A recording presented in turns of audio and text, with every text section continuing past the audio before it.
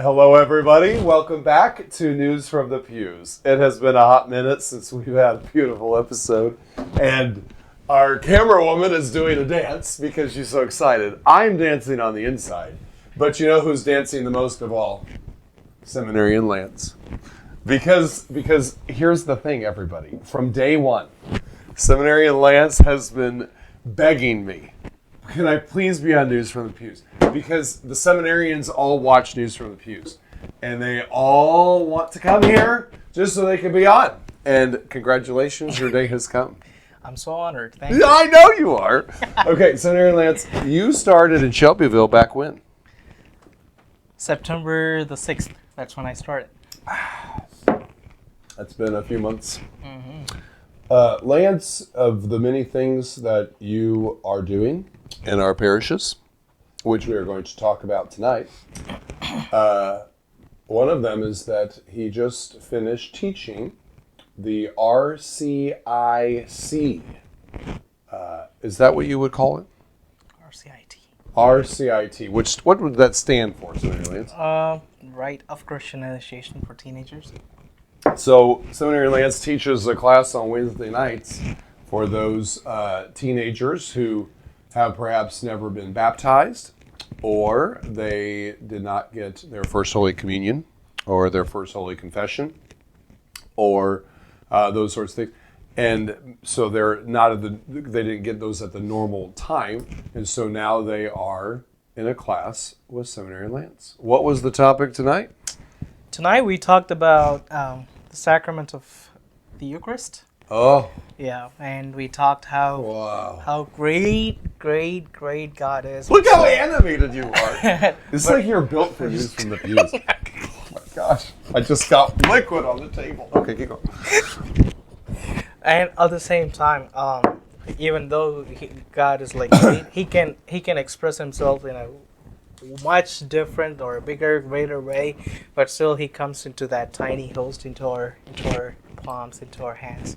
So, but still, how true he is, how truly present he is in the Eucharist. That's what our topic was, that God is fully present, body, blood, soul, divinity in the Eucharist. And that was our topic for today. It is the act. These are in case you need to cry. Tears of joy that you are on News from the Pews. And to wipe up my mess. Anyways, it is an act of great humility, is it not, that Jesus, who is the Son of God, which means he is God, was born in a stable, completely dependent on others, homeless, naked, hungry, and he comes to us, a stranger, sort of the ultimate kind of immigrants, because he comes from heaven to earth, and what humility that is. And now he's coming to us, as you're saying, in a host. Right. And also, we're also going to talk about how it is a bread. Bread is not like a luxurious meal for many people, right? It's pretty much like that keeps people survive, and it's a very simple, humble food. So, yeah, we talked about how God comes to us in a way that we can understand and the way we can relate to Him. And in a sort of, as you're saying, like an everyday sort of way, and yet an essential kind of way. Mm-hmm. Because, like, I forget what you probably remember because you're a seminarian, and seminarians know things. But I remember in seminary learning the word for daily in the Our Father. Give us this day our daily bread. It actually, we say daily, oh, like my everyday bread, but like it's actually my super essential bread. Like the bread that I cannot live without. Right, exactly. The food that you need to survive each day. Exactly. Lance, if there was a lesson that you wanted to teach drivers, what would it be? I have one. What is it? So I today went to Indianapolis to the Catholic Center, and then I went to the seminary tonight. And on my way to Indianapolis and my way back from Indianapolis, I was amazed at how many left lane drivers there are who simply hang out in the left lane even when they're not passing.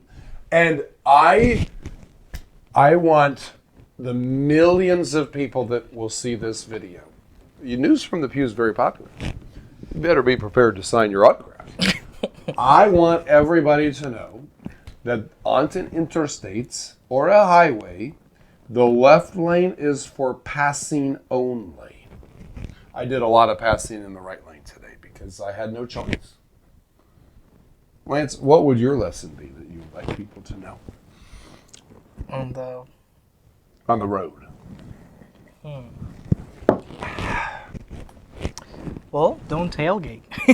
that'll be lesson that I would say. Like give space. Don't get into others' like personal space, even on the road. Don't tailgate people. I have agreement with you there.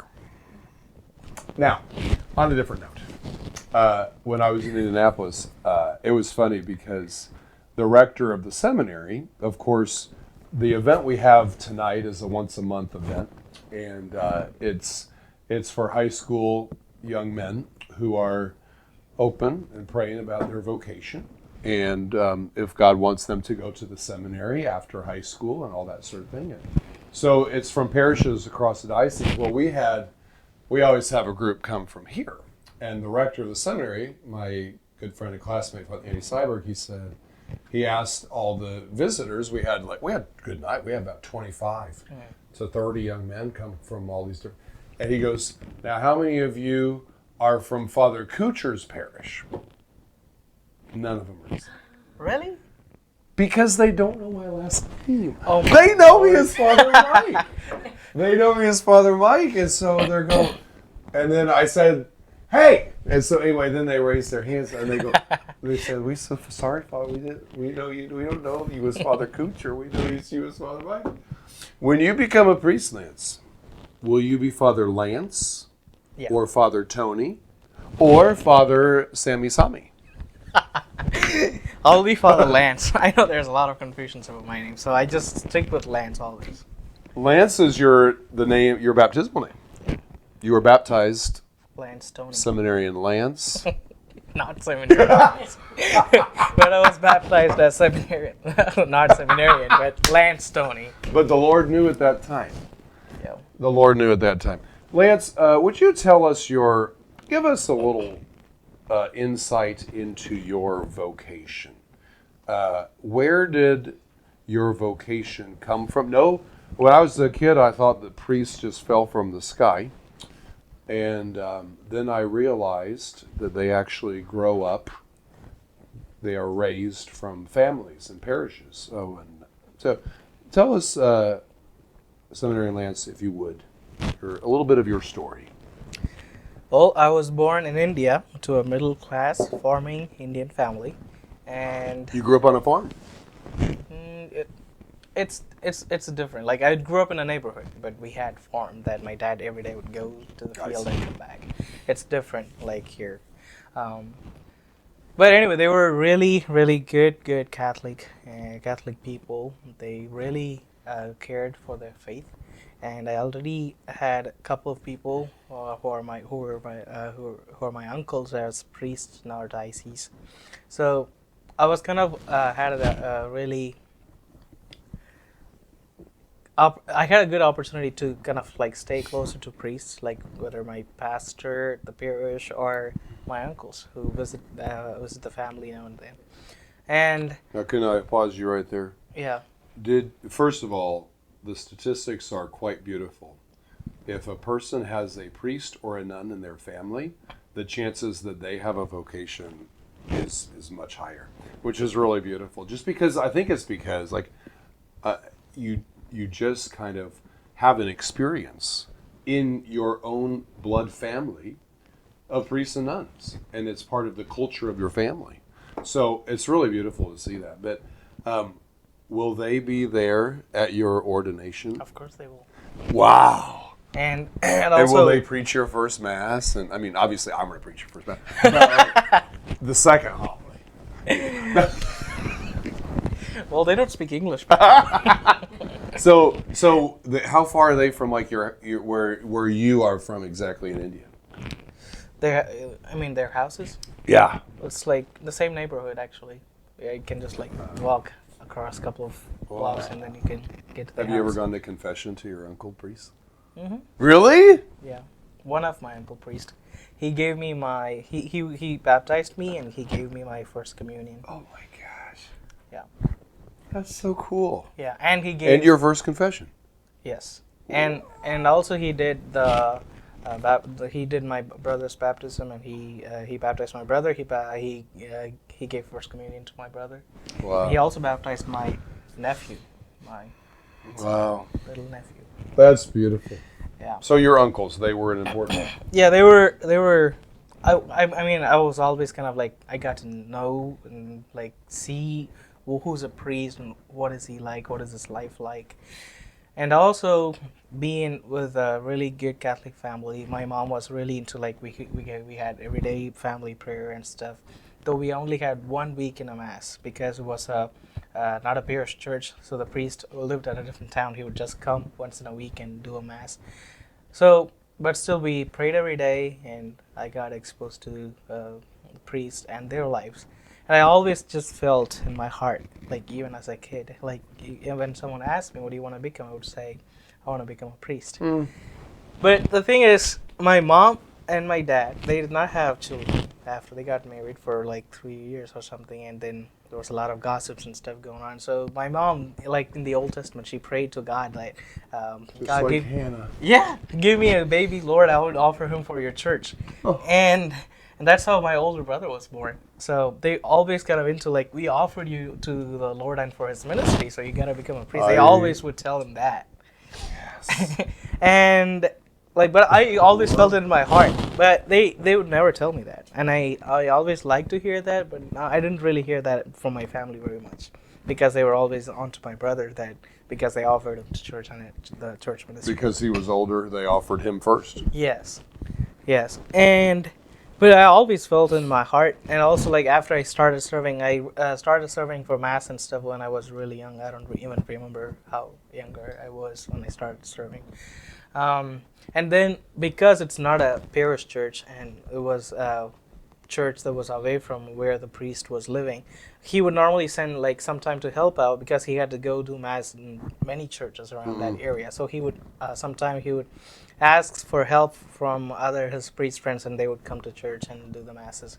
And there was a lot of nuns and priests that who came to my church. They always told me that I think you're gonna become a priest. You'll make a great priest. And there, at one time, it is a tradition back home that people would give a shawl, they would put a shawl around you to welcome you and thank you for doing that mass as a priest. And one priest, he took that shawl off after mass and he gave it to me. And you better keep the shawl because I know you'll become. Do you still have it? No, my mom used it for other purposes. I don't know where it is, but it's a good memory and I have it in my heart. Yes, yes. Sorry, I think my microphone made a big noise now. But anyway, so these things were kind of constantly, though I did not hear that what I wanted to hear from my parents, I heard this from the priests and nuns that came to our church. Yes. So I just always felt it in my heart, and that's how I ended up joining the seminary. But my brother he kept telling my parents that he would become a priest until he was in middle school. And then when he entered high school, he told my mom, like, maybe not me, Mom. And my mom was really broken. Oh boy. And then I was like, this is the moment I was waiting for. Then I went to my mom, like, Mom, don't worry, I want to become a priest. She goes like, well, that's what your brother told me. Let's see, what do you have to say when you grow up? All right. It is many changed their tune. But anyway, as I always wanted and as I always desired in my heart and felt in my heart, I joined seminary right after my high school when I was 16. God bless you. And you also, I remember you sharing that you were the sacristan of your church. Yeah, especially so when you had a key as a Yes. young kid. Yes. When I was in high school, the sacristan, he became really sick and he had to be gone for his surgery and stuff for a long time. and I was the only person who knew how to set up for mass and to clean the church and get everything ready right before mass and stuff.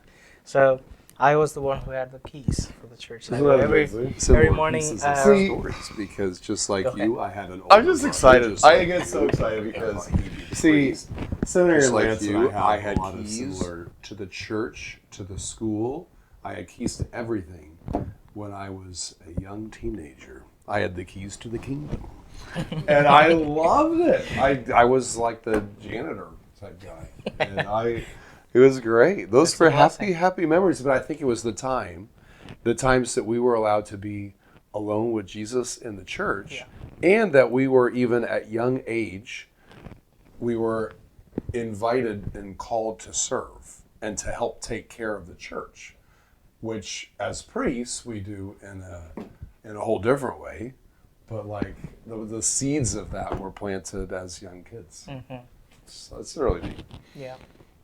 Yeah, because he had to be gone and he had to like take some time off to rest and heal after the surgery and stuff. So like during, especially then after I started doing it, then he was also kind of old, and so he was happy to have my help. So even after he got healed, until I left the seminary, I was. So Lance, let's talk about that seminary. So you went to seminary at age 16, and then that was seminary in India, Yeah. in the diocese of Palyamkoti. You said it right. Polyemkoti. That's not how it's spelled. It's Palyamkoti.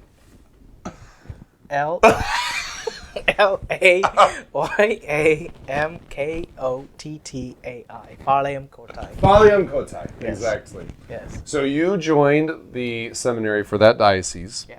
at age 16, and how many were in your class? Well, it was from just people from the Archdiocese of Madurai. So it was around like 33 Wow. seminarians in that year. Of all 16-year-olds-ish, more or less. Wow. Yeah. Our seminaries should start at that age. Yeah. Well, the thing, like I started my schooling early and I finished my schooling early. They were all 17. I was 16. Okay. Yeah. So then you went to seminary there for a number of years. What number? I was in seminary for 5 years back home before coming to St. Mindred. And then you were called by God from India to Indiana. Right. And From that South was India to Southern Indiana. that's what people would say at St. Mindred. From South India to Southern Indiana, because I was there at St. Mindred, which is the southern part of Indiana. So that happened in what year did you come? 2020 December. COVID time. Yeah. What a journey that was. Oh, it was. I don't know. I don't really know, because it was my first time flying, my first time going to an airport, and I had to do the whole travel of flying for 24 hours by myself. And it's a 20-hour flight. Yeah. Oh my gosh. 20 hours in an airplane. Yeah. Yeah, I had to fly from my state to Mumbai, and from Mumbai to Chicago, I guess, from then Chicago to Indianapolis. Wow. Holy smokes. So then you've been at St. Mindred ever since. And you, everybody wants to know, will be ordained a priest 2 years down the road. In the year 2027. He was I don't want you to get it wrong. And then the understanding, the agreement is that you will be a priest here in the Archdiocese of Indianapolis as Father Kucher's parochial vicar. If God willing. And then then you'll serve here for a while, and then you'll go back to India. Is kind of the plan. Yeah. Okay, because he's co-sponsored by 2 dioceses. Yeah. So One you're diocese shared. in India and one diocese in the Which U.S. means and the Indiana. that's when he is ordained to half the Bible. He cuts him in half. Yeah. I'm happily shared. Seminary Lance, you've been a busy guy around here. Let's discuss some things that, first of all, we are going to be discussing this in a minute. For now. For now, Lance, let's be careful. For now, what all have you done around here, Lance? You teach RCIT. You help teach RCIA, which is now called OCIA. Bible study, and then you teach in the school, fourth grade and fifth grade, 3 times a week, and you assist in youth group, and there's just right there is a lot of teaching, which so much of what we as priests kind of do is teach people about God, and that goes into there's the threefold munera of the priesthood: priest, prophet, king. And that would go into the prophet part because of the teaching and all that. So you must like teaching. Yeah, I do like teaching. I did like teaching, but I don't know. I never really did so much teaching until I came to Shelby. Isn't that wild? And all of a sudden. And you get all the age groups too. Yeah. You have kids. Yeah. You have high school. Yeah. You have the more seasoned individual. And I have a book study group too. Oh, book study, of course. Yeah. Of course. I have a really good book study group. Call out to them. Call out to them. Yes, I'm looking forward to our next book study.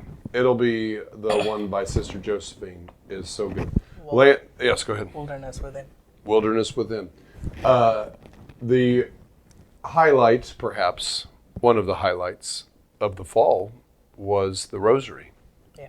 The living rosary, which was so beautiful. Rosary procession. Which Lance was in charge of. And it went off without a hitch, don't you think? Mm-hmm. It was a really beautiful experience for me, and of course I guess for all of us, because I did not really expect that many people, but I did pray at least 400 people would come. But I prayed for 300 people to come, and on the ground that day there were 400 more. Wow. And then live stream there was 170 or more people. So it was almost like 600 people participation. You must I was have really been so happy. I was really happy. So was I. Because I wanted to make the worship aids, and Father is so stingy. They're like, Lance, you don't need that many worship aids. There's not many people gonna come. I did not. You make me sound like a naysayer. Well, it's true. He did say that. 300 should be good. So I only have 300. I didn't have more than 300, but there were so many people. I was so happy in that way too, and I felt like my prayers were heard. Lance. It went beautifully. The balloons and all that with it was just, and the singing, the girls in their dresses. There was with their flowers and everything. It was absolutely beautiful. We even had people from other parishes too. We even had people joining from other parishes. The candles. Yeah. Just like at Our Lady of Fatima and Our Lady of Lourdes, how they have the nightly processions with the rosary, and everybody's got a candle, and it was reminiscent of that. Yeah. Also, I cannot take full credit for that. Of course, it's our Lady.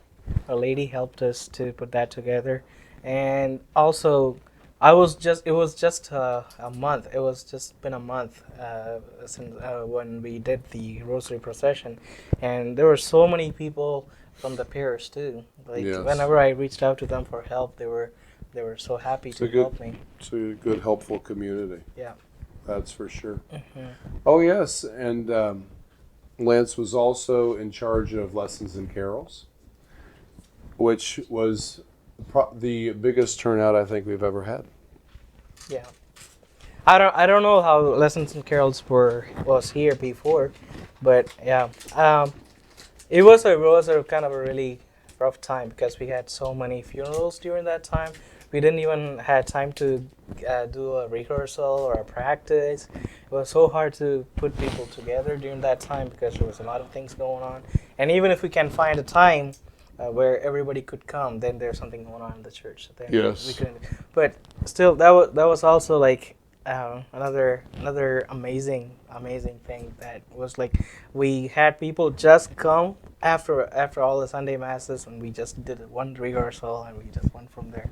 And of course, there was a lot of people that was volunteered to sing, and we had some of our beautiful children from our school singing a couple of songs, and we also had a lot of participation for that from the people side, not other than people serving and people singing, and it was a good amount of people participated in that too. It was beautiful. I'm really grateful for that too. Well, it's a joy to have you, Lance. I'm so blessed to be here. This is it's been a good year, and unfortunately, it's only February. Lance will be singing the Exultet. Would you like to give us a preview?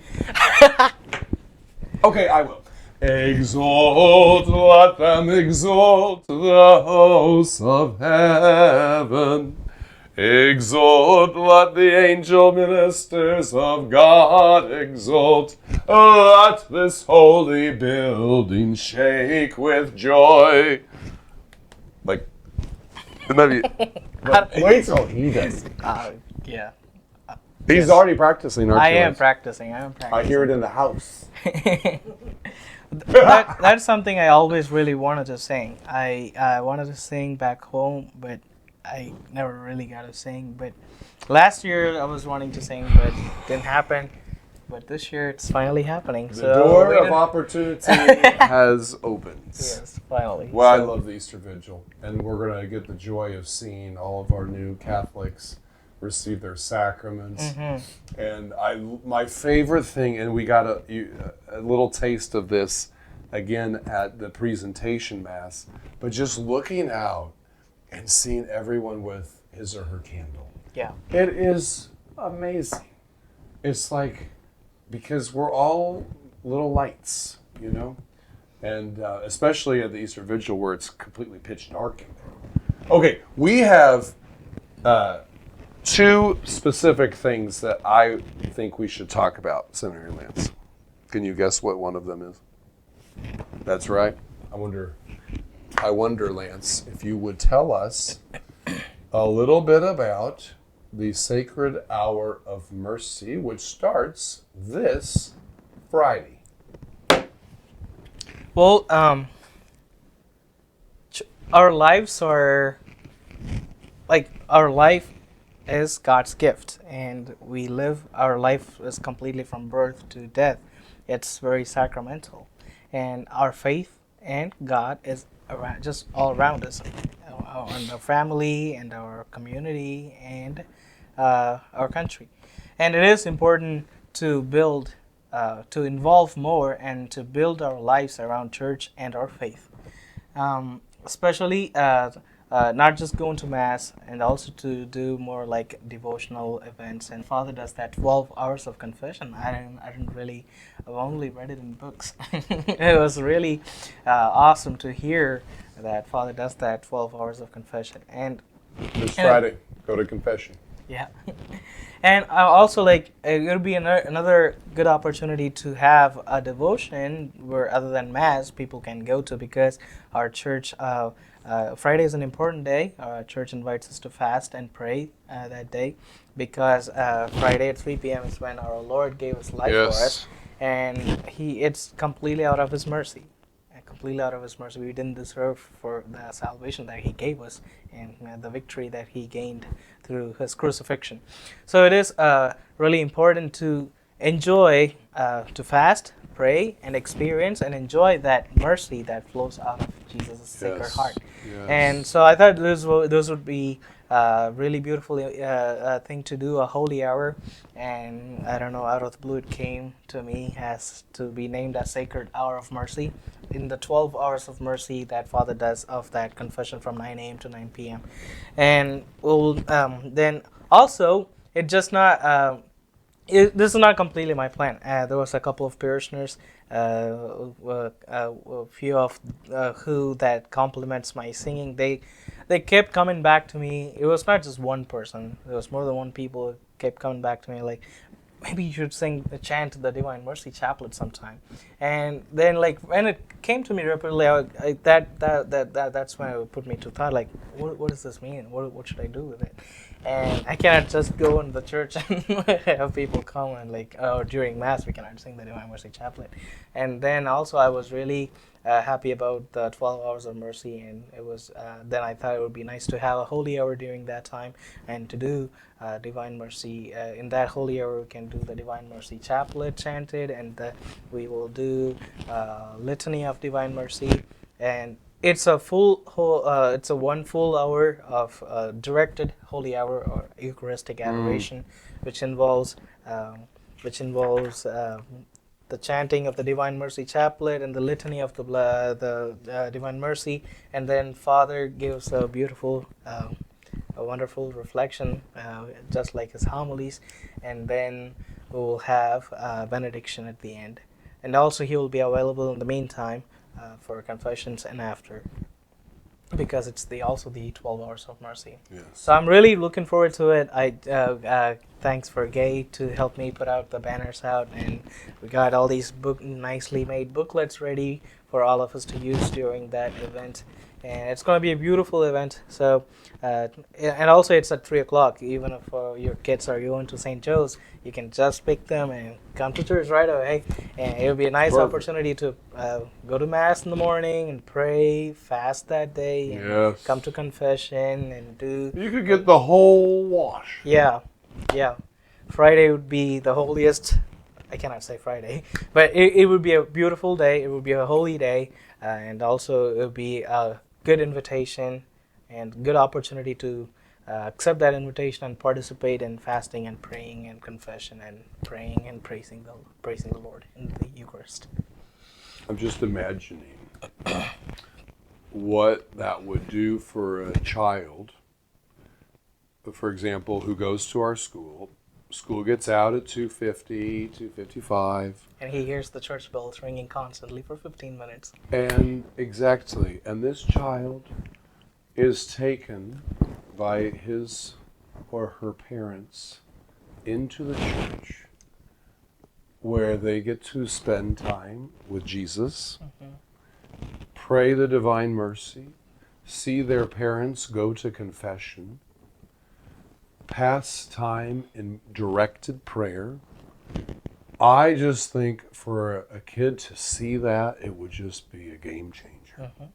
When you see your parents praying and when they literally bring you to Jesus, it's the most amazing thing. So just an encouragement on that. I think it's also beautiful just because a lot of times people tell me, like, I have a holy hour, but I don't know how to pray. And here's a guided holy hour. And we can go, we can plug in and enjoy and the chant of the Divine Mercy. Yeah. Yeah. And also it's done in English 1 month and 1 month in Spanish and vice versa. Yeah. There's February 2025 we'll do it in English, and then from then on I'll change back and forth to Spanish and English. And I always say, even if you don't speak English, go to English. Even if you don't speak Spanish, go to Spanish. Right. The grace is the same at all times. Yep. And it's ever ancient, ever new. I'm excited for the Sacred Hour. Me too. And I, just as a tangential note, Senator Lance mentioned a few times that Fridays are days of penance, and throughout the year, it's not only during Lent. Yeah. That Friday, we reverence every Friday for the precise reason that you said, because that is the day on which Christ took his life and surrendered it and gave it for the salvation of us, and in obedience to the Father. And so we reverence every Friday. And the traditional way of reverencing every Friday is no meat, because Jesus gives his flesh on Friday, and that's not only during Lent. Now, during Lent, it's a mortal sin to eat meat on a Friday. Outside of Lent, you could substitute another penance, but it's supposed to be equally difficult. And it's like, well, why don't you just don't have meat? And but I often think we neglect paying the proper reverence that we should give to Fridays. And so this is another beautiful way that we can do that. Anything else on that, Lance? Well, it'll be every third Friday whenever Father's doing the 12 hours of mercy. So even if you miss a month, you just be aware that this is happening every third Friday since starting with February 21st, 2025. Now, the second piece. Boy, this is a long news from the pews. Well, we got to give the people what they want. I mean, really, they've been missing this. Okay. I want to mention very quickly the living stations of the cross, Via Crucis, because we had a call-out meeting on Friday, or last Sunday, I should say, and there's a wonderful team of people that are going to be putting this whole thing together, and Lance will be sort of overseeing the whole event, and this will be the fourth time. The first one was inside. And then the last two have been outside. And we're going to follow that pattern of the outdoors. It's bilingual. It's so powerful. And it's right in front of every year. And you'll see this happen, Lance, is that there are cars that just stop on the side of the road because they're seeing the passion presented for them. Yeah. And it's absolutely, every year there's people in tears. It's a powerful, moving experience. And so we still need some people to take part in it. And so an encouragement there that we still need you. So it's going to be on Good Friday. We have the service at 3 p.m. And that usually takes at least an hour and a half, 2 hours. So right after that, we'll do the outdoor living stations. It's going to be amazing. Senator Lance. My arm. This bag is so full of letters that I could hardly lift it.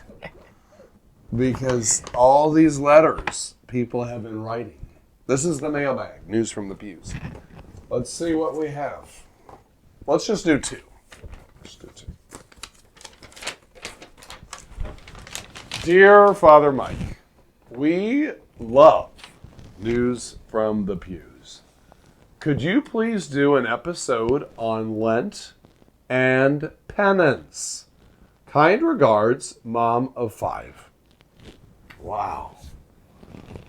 I think we could easily do an episode on Lent and penance. And maybe the twin of News from the Pews, which is the Father Mike Minute, perhaps might do a daily Father Mike Minute during Lent on prayer. Absolutely! I mean, it'll be beautiful. Okay, so I'm not promising, I'm just saying that we will absolutely, in answer to Mom of 5, we will absolutely take care of that. And Senator Lance, it might be News from the Pews. Or no, it might be the Father Mike Minute featuring Senator Lance. So maybe you'll get to do some of those. Now, dear Father Mike, we love News from the Pews. We have missed watching it. What happened? Will there be more? Sincerely, huge fan. Thank you, huge fan. That is very touching. It is. The answer is there will definitely be more news. This used to be a weekly adventure. And I would not be surprised if you come back. I might. You can't wait, you mean? Okay, so there will be more. And I think we're going to get back into the weekly routine. And remember that the mission of News from the Pews was to share happenings in the parish with the wider community. And so bingo. Okay. And what happened? That is a good question. It's really the fault of the camera woman. She has been She's just been so busy, you know. Yeah. So, anyways, everybody, it's been it is my fault as well. It has been a very busy time, and there's been so much going on that it almost slipped the mic, you know. But anyways, we're back. We're back. We're stronger than ever. And Seminarian Lance, thank you for joining us today. Absolutely. Thanks for the invite. I really enjoyed this News from the Pews. Of course you did. And just wait till you're signing all the autographs that you will be signing on the other side of tonight. We'll see. Absolutely. I've heard about your stories of like we have a huge range of fans and followers for can't wait. That's right. All right, everybody. God bless you. Thank you for joining us. See you next time.